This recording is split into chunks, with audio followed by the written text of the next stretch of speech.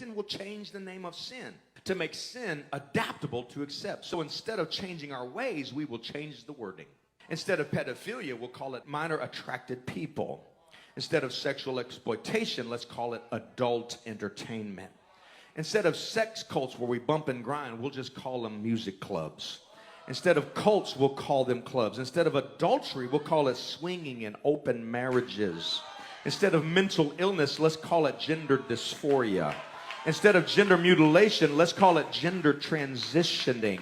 Instead of fornication, let's call it intimacy. Instead of lust, let's call it love. Instead of calling it a spiritual battle of good and evil, let's call it political. Let's call it a phobia. Let's call it hate speech. Call it something else. We are not called baby killers. We're called abortionists. It's no longer sin. It's a complex. It's an addiction. It's a disorder. It's an obsession. So we don't feel bad about our sins. We change the name of them. And when we hear the truth preached, we feel conviction, but we condemn the preacher as hate speech.